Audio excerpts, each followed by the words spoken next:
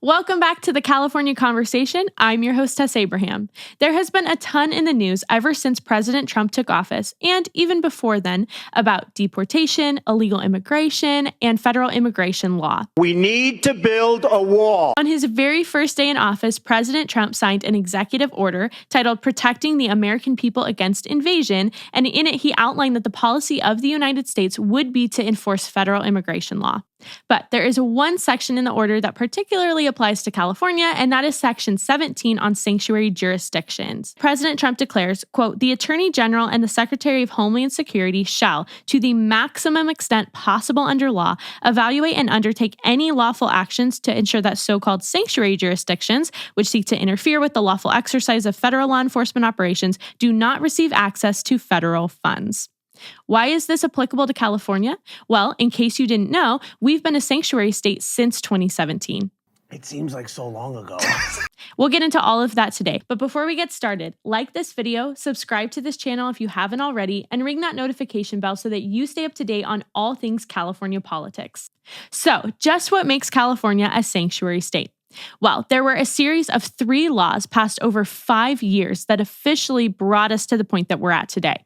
The first was the Trust Act, signed into law in 2013 by Governor Jerry Brown. What was happening was under the Obama administration, federal immigration authorities like ICE had visibility into who was being booked into state and local prisons. So, if a person who was here illegally was arrested for a crime, then ICE could reach out to local law enforcement and ask them to hold that person in custody until they could come and detain them in order to deport them. You might be thinking, what's the problem with that? The concern at the time was that law enforcement would abuse that to arrest people solely on their immigration status, even if they hadn't committed a crime, just to be able to detain them for the purposes of handing them over to ICE. What the Trust Act did was it remedied this by prohibiting law enforcement from holding people in custody for their immigration status for more than 48 hours. This was already problematic because the reality is that if you come to our country illegally, you have already committed a crime. Section 1325 of Title 8 of the United States Penal Code makes it clear that anyone who does not come to our country through the legal processes is committing a federal crime. But Governor Jerry Brown didn't take that view. Instead, he gave into the narrative that states should be protecting people who come here illegally from federal immigration authorities. But this was just the start. After the Trust Act was passed, ICE began asking for the release dates and times of illegal immigrants who were in prisons. So instead of relying on local law enforcement to hold illegal immigrants so that ICE could come and detain them, instead they would just show up at the prisons where they were being released and detain them themselves. Our governor again agreed with pro-immigration activists who saw this as a problem, and so thus the Truth Act was passed. The Truth Act took the Trust Act a step further and now required that all illegal immigrants be notified if their release date and time was given to ICE or even just requested by ICE. The final blow that made California a full-out sanctuary state was the passage of the California Values Act, or SB 54, in 2017. SB 54 made the most sweeping prohibitions for local law enforcement's interaction with federal immigration authorities. Listen to just a few of the things that the bill prohibited. Investigation, detainment, and arrest of individuals based on illegal immigration status, sharing information about illegal immigrants with ICE, assisting immigration authorities with immigration enforcement, holding an illegal immigrant in custody to allow immigration authorities to make an arrest, and even asking about immigration status in routine interactions. That list begs the question, what can local law enforcement do when it comes to immigration enforcement? The answer in California is pretty much nothing. You can't do anything. Local law enforcement might know that someone is here illegally. They might know that the federal government is cracking down on enforcing federal immigration law, and yet they're pretty much rendered useless because our state has decided to enshrine protections of illegal immigrants into state law. But while California harbors illegal immigrants, you shouldn't harbor toxic chemicals in your home. And thanks to Curie deodorant, you don't have to.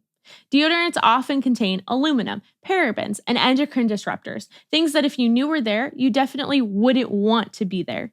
Curie deodorant is fully transparent about the ingredients that they use in their products, and their standards are much higher than the standards in the US because they hold themselves to the standards designated in the EU. I've been using their warm vanilla scented deodorant for over a year now, and it's better than any other brand that I've tried. And trust me, I've tried a lot. But they have so much more than just deodorant, with hair oil, body wash, and soap bars, all clean and crunchy approved. You can get 10% off using my discount link or code, which are both in the show notes. I personally love the vanilla scent, but I recently tried their sage scent, and it also smelled amazing.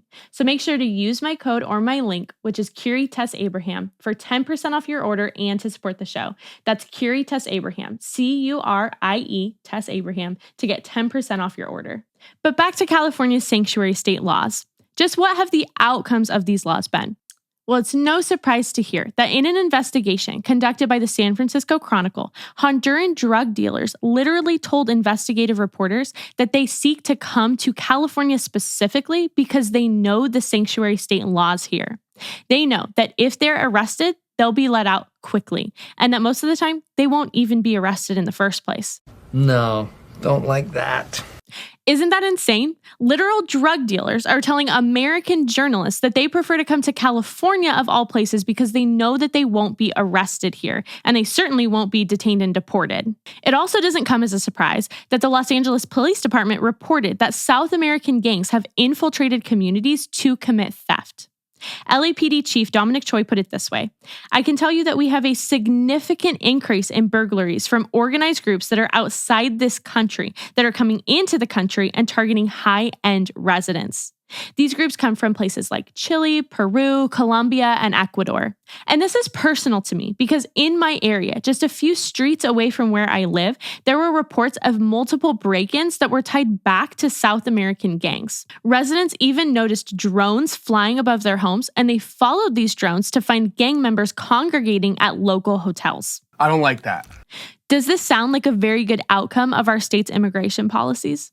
It is objectively insane that our governor and our other leaders in government don't seem to care about everyday citizens and residents of this state. They don't care about people like you and like me who want to leave our homes and think that they won't get broken into and yet know that they could because the policies in our state do not protect us against people who come to our country illegally.